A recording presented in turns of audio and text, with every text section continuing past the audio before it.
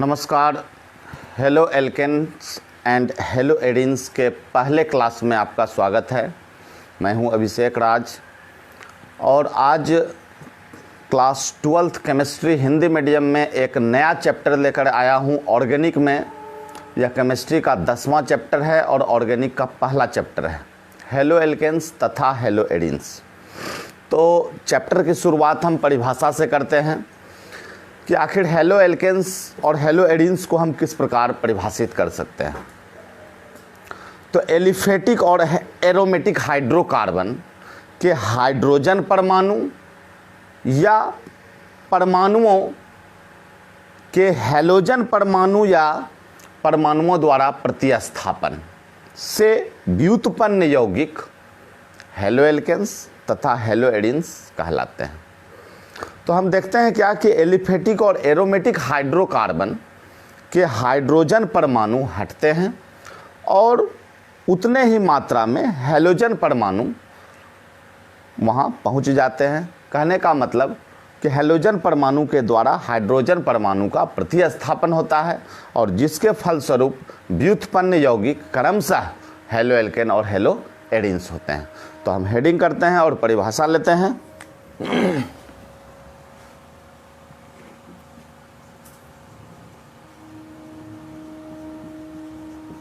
Hello alkanes and halo arenes.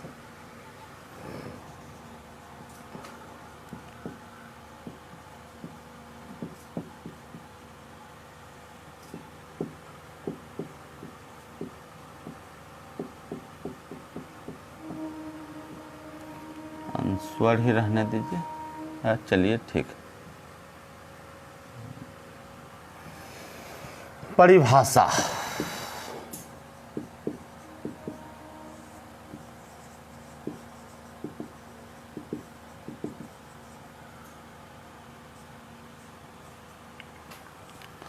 लिखेंगे aliphatic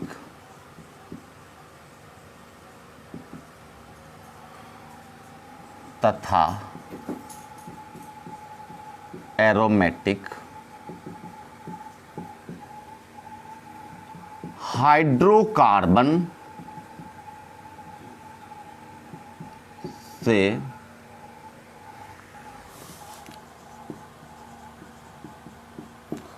hydrogen परमाणु या परमाणुओं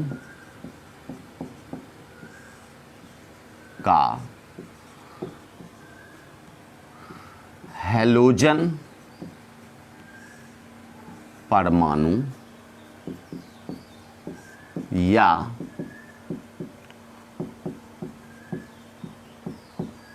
परमाणुओं द्वारा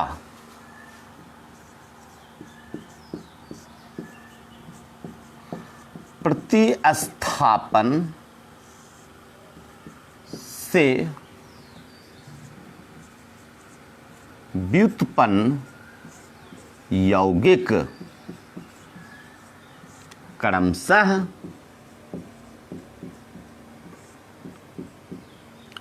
halo alkane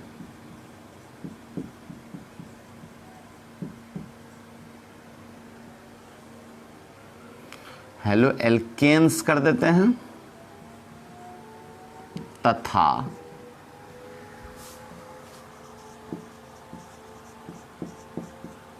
hello arenes. Arenes में यहां भी कर दे ए कहलाते हैं। कुछ उदाहरण की ओर चर्चा करें। जैसे हम RH, ये मेरा एलिफेटिक हाइड्रोकार्बन हो गया।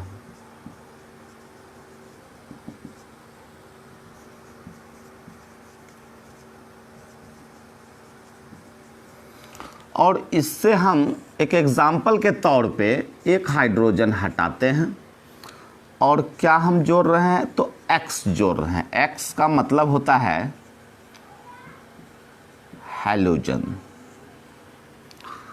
तो ये जो हैलोजन समूह हैं,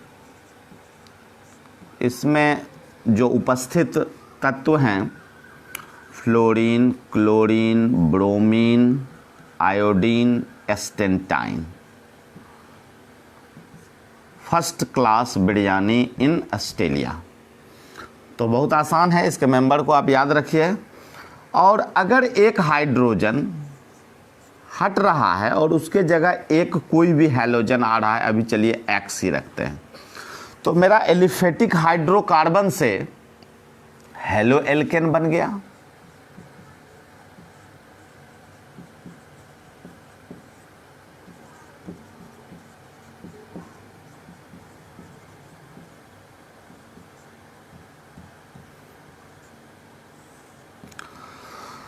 तो ये तो जनरलाइज फॉर्म है। इसका एक एग्जाम्पल, जैसे हम C2H6, C है कार्बन 2 और 6 हाइड्रोजन, 3 इस कार्बन से जुड़ा हुआ है, 3 इस कार्बन से जुड़ा हुआ है और इसका नाम ईथेन है। और अगर हमने इसके एक हाइड्रोजन को निकाला और उसके जगह लेट अस कंसीडर कि एक जो है क्लोरीन लिया, तो हम क्या देखते हैं कि C2H5Cl हो जाता है। मतलब कार्बन तो 2 है, 3 हाइड्रोजन एक कार्बन से जुड़ा हुआ है और 2 हाइड्रोजन एक कार्बन से और एक Cl। तो जो यहाँ ईथेन था अब हो गया क्लोरो ईथेन। ठीक इसी प्रकार हम एक हेलोएडीन्स का एग्जाम्पल लेते हैं। परिभाषा रहने देते हैं, बस ये जो है हम एक एग्जाम्पल को मिटा दे रहे हैं चूंकि ये एलिफेटिक हाइड्रोकार्बन का एग्जाम्पल है। अब एरोमेटिक हाइड्रोकार्बन का एग्जाम्पल लेते हैं। यहाँ पर समझने का बात ये है कि एलिफेटिक हाइड्रोकार्बन में हम लोग देखते हैं क्या ये स्ट्रेट चेन रहता है, ब्रांच चेन रहता है। इस तरह का जो हाइड्रोकार्बन है वो एलिफेटिक हाइड्रोकार्बन।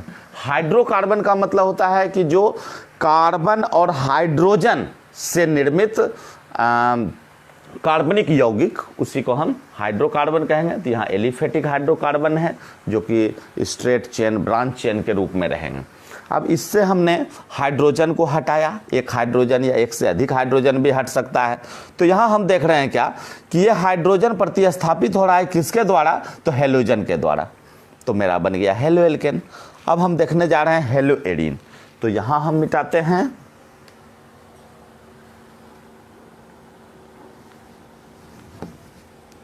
ओह, इसको तो रहने देना था। चलिए, तो डेफिनेशन हम रहने दिए हैं, सिर्फ हम स्पेस अवेलेबल नहीं होने के कारण हम यहाँ पर अलग से एग्जाम्पल ले रहे हैं। सेकेंड एग्जाम्पल के रूप में आप इसे समझिए। और हम ARH के रूप में रिप्रेजेंट कर रहे हैं एरोमेटिक हाइड्रोकार्बन को।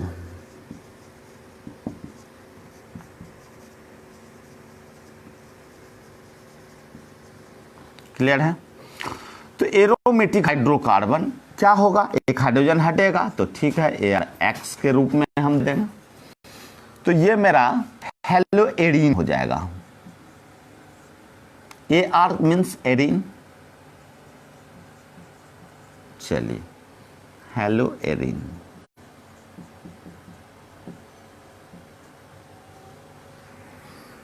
ये है एरोमेटिक हाइड्रोकार्बन। तो एक एग्जाम्पल के रूप में हम ले रहे हैं, जैसे हम बेंजीन को ले लेते हैं। तो बेंजीन में हम देखते हैं क्या कि 6 कार्बन होता है। चलिए, हम 6 कार्बन बना ही दे रहे हैं। इसके बाद ये अंडरस्टूड हो जाएगा कि जितना भी ये कॉर्नर है सारा कार्बन है, ठीक है। और चूंकि इसका फॉर्मूला जो होता है C6H6 होता है, C6H6। तो 6 कार्बन है, 6 हाइड्रोजन है, अल्टरनेट सिंगल डबल बॉन्ड है। और इससे हम एक हाइड्रोजन को हटाएंगे और एक एग्जाम्पल के तौर पे हमने क्लोरीन लिया था। चलिए, यहाँ क्लोरीन ही फिर से हम जोड़ देते हैं। तो तो एक क्लोरीन के द्वारा एक हाइड्रोजन के प्रतिस्थापन के फलस्वरूप जो व्युत्पन्न यौगिक हैं उसे हम देखेंगे कि ठीक। अब हम यहाँ पर कार्बन नहीं लिख रहे हैं, आपको समझ जाना है कि ये सारा कॉर्नर कार्बन है, और हाइड्रोजन नहीं भी लिखेंगे तो वो अंडरस्टूड है हाइड्रोजन है। चलिए एक जगह हमने Cl लिखा, बाकी सब जगह हाइड्रोजन है, लिख ही देते हैं, कोई कन्फ्यूजन मन में नहीं रहेगा। कार्बन के बारे में आप समझ जाइए कि वो ऑलरेडी प्रेजेंट है। तो ये जो हो गया, ये हो गया क्लोरोबेंजीन।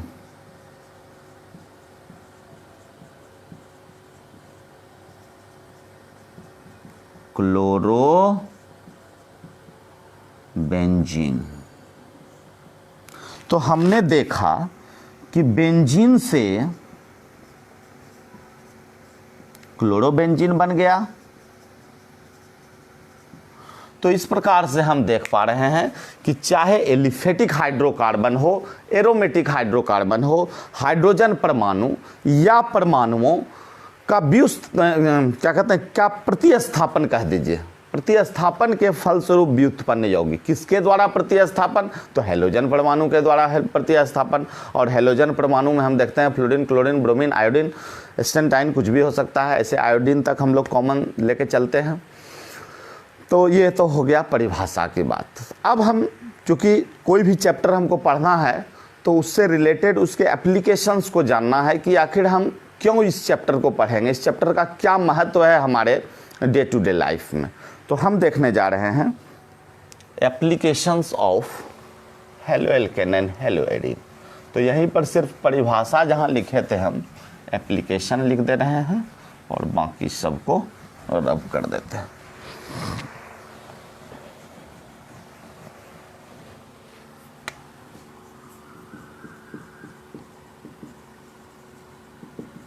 एप्लीकेशंस, अनुप्रयोग।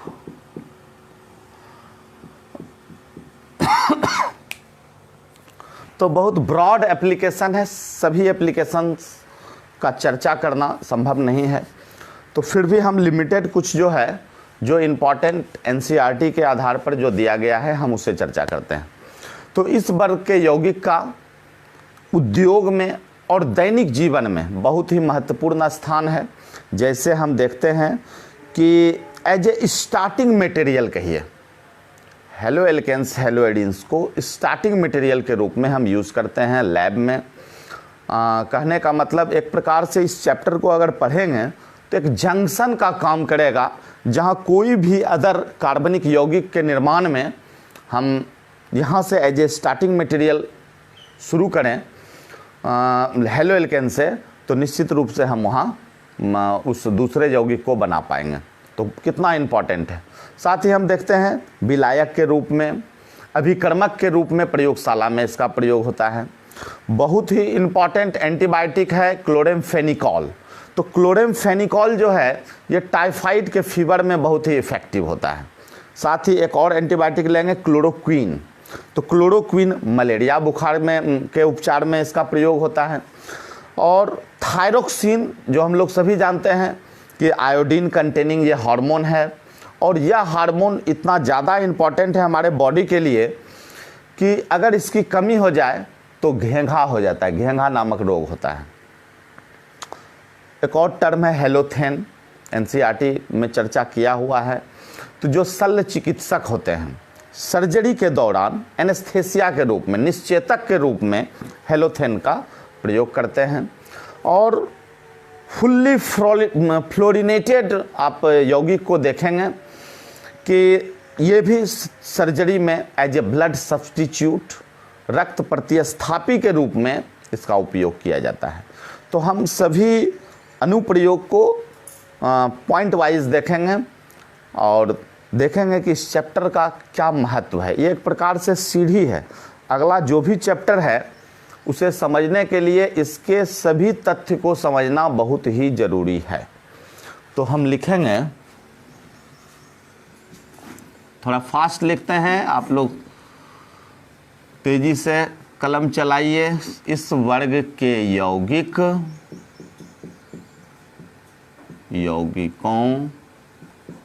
का उपयोग या इस वर्ग के यौगिकों का ब्रॉड एप्लीकेशन, लिख देते हैं हिंदी में, इंग्लिश में,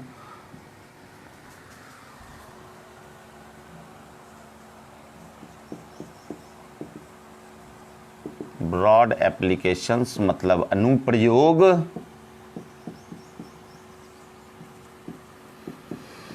हमारे दैनिक जीवन एवं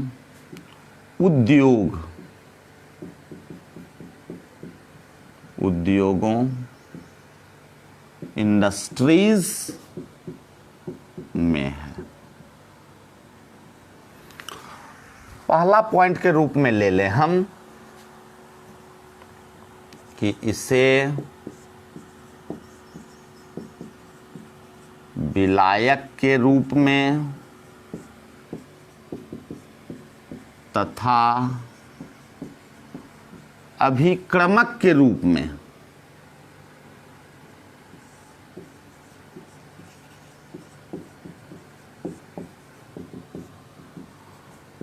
प्रयोगशाला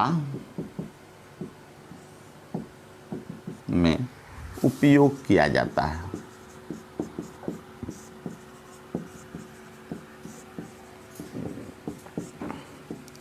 दूसरा पॉइंट लेंगे कि इसे विभिन्न यौगिकों के निर्माण में स्टार्टिंग मटेरियल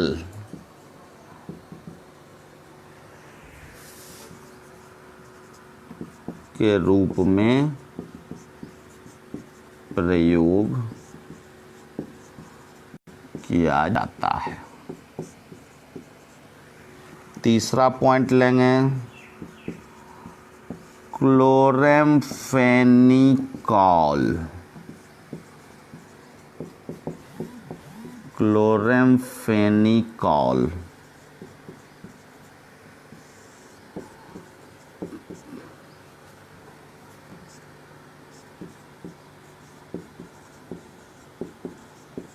टाइफाइड बुखार में बहुत ही प्रभावी होता है।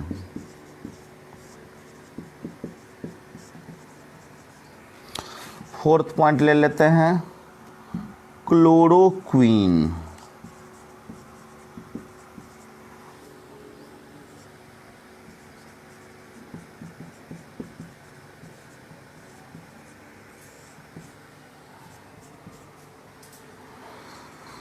यह मलेरिया बुखार में अत्यधिक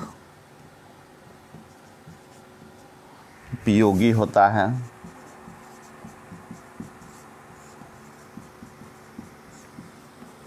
तो ये जो क्लोरेम्फेनिकॉल क्लोरोक्विन है एक प्रकार का एंटीबायोटिक है,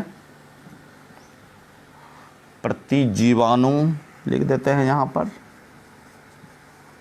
एंटीबायोटिक्स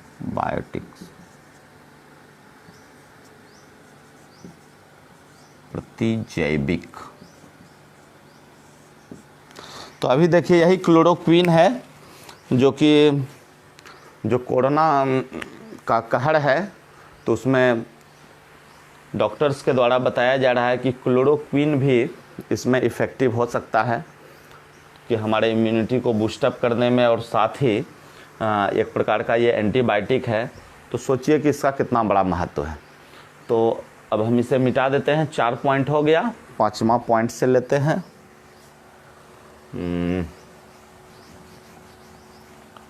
चलिए नीचे 2 को रहने देते हैं, लिखने में ठीक रहेगा। 5th पॉइंट के रूप में लेंगे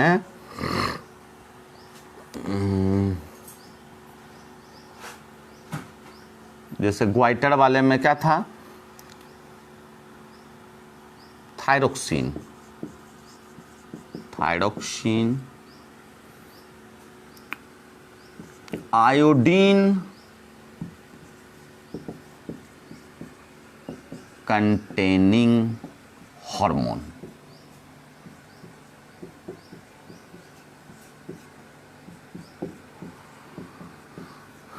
इसकी कमी से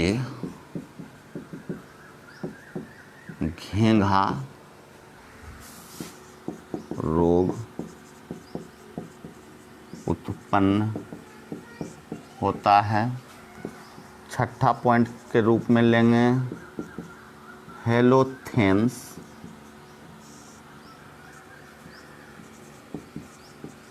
शल्य चिकित्सक द्वारा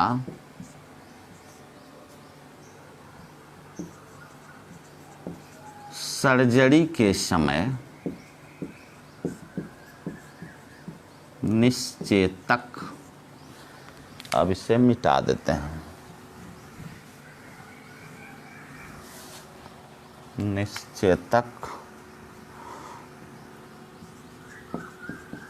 के रूप में प्रयोग किया जाता है। छठा पॉइंट, सेवंथ पॉइंट हो जाएगा फुल्ली फ्लोरिनेटेड यौगिक का प्रयोग शल्य चिकित्सा में रक्त प्रतिस्थापी के रूप में, क्या लिखे, फुल्ली फ्लोरिनेटेड यौगिक का प्रयोग शल्य चिकित्सा में रक्त प्रतिस्थापी के रूप में किया जाता है। तो ये तो हो गया एप्लीकेशंस। हम चर्चा कर रहे थे एप्लीकेशंस की। अब हम देखने वाले हैं इसके वर्गीकरण की। नया टॉपिक है, बहुत ही इम्पॉर्टेंट टॉपिक है कि आखिर हेलो एल्केन्स हेलो एडिन्स का वर्गीकरण किस आधार पे होता है। तो पहला तो वर्गीकरण हम करने जा रहे हैं हेलोजन परमाणु की संख्या के आधार पर। तो हम लोग देखेंगे मोनोहेलो डेरिवेटिव्स, डायहेलो डेरिवेटिव्स, ट्राइहेलो डेरिवेटिव्स। तो मोनोहेलो alkanes, dihalo alkanes, trihalo alkanes, मोनोहेलो एडिन्स, डायहेलो एडिन्स, ट्राइहेलो एडिन्स। तो हम देखेंगे वर्गीकरण और हेलोजन परमाणु की संख्या के आधार पर।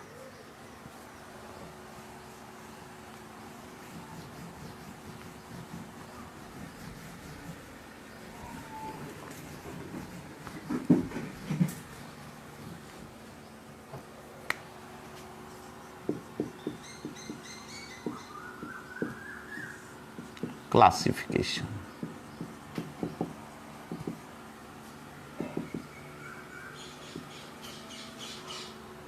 पहला क्लासिफिकेशन लेके चलते हैं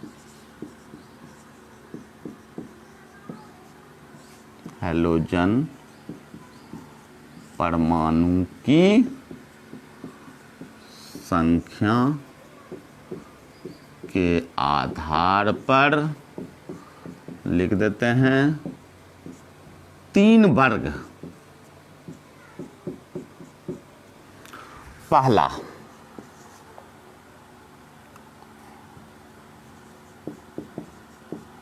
मोनोहेलो एल्केन्स, ठीक है। Dihalo alkanes, ट्राइहेलो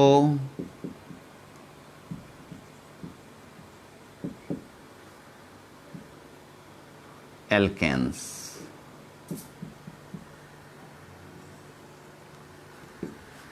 मोनोहेलो alkanes, dihalo alkanes, चलिए इंग्लिश में भी लिख दें मोनोहेलो एल्केन्स,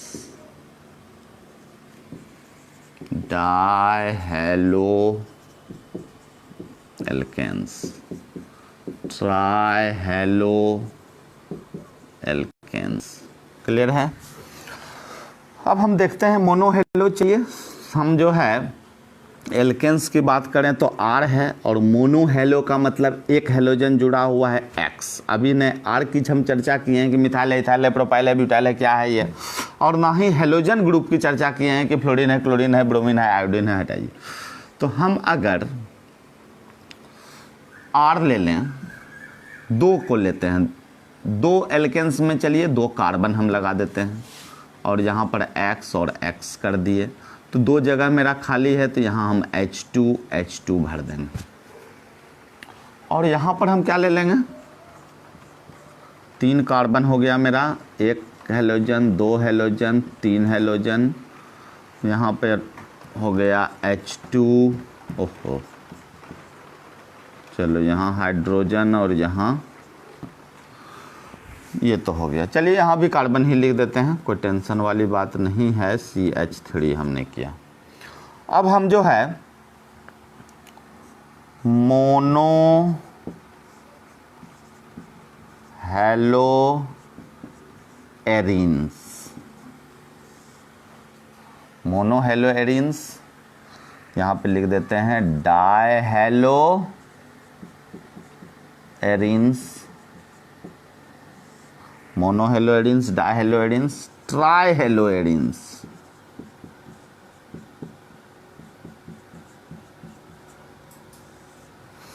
तो हमको करना क्या है, यहाँ एक बेंजीन रिंग बना देना है। चलिए इंग्लिश में नहीं लिखे ना, mono halo arenes, di halo arenes और ट्राई हेलो एरिन्स।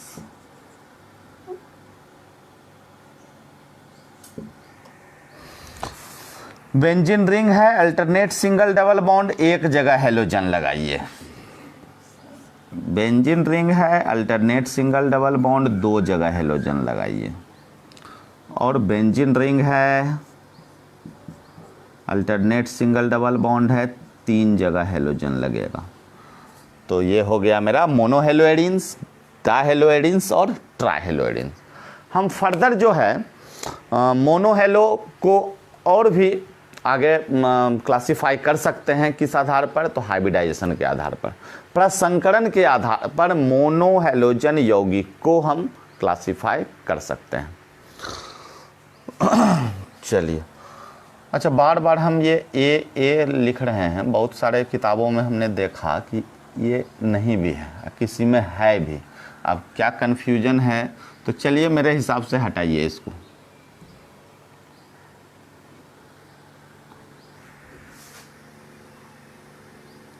क्योंकि ये सारा टर्म इंग्लिश है और हिंदी करना थोड़ा टिपिकल होता है, तो हम मिटा दे रहे हैं यहाँ। अब लिखेंगे मीन्स ये जो मोनो हेलो एल्केन्स था या मोनो हेलो यौगिक कहिए, उसमें मोनो हेलो एरिन भी आ जाएगा, उसे फर्दर क्लासिफाई हम कर सकते हैं। तो अब लिखेंगे बी करके,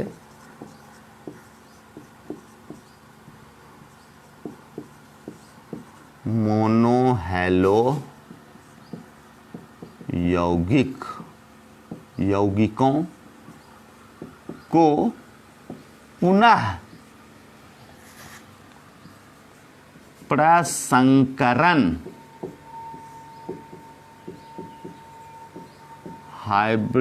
हाइब्रिडाइजेशन के आधार पर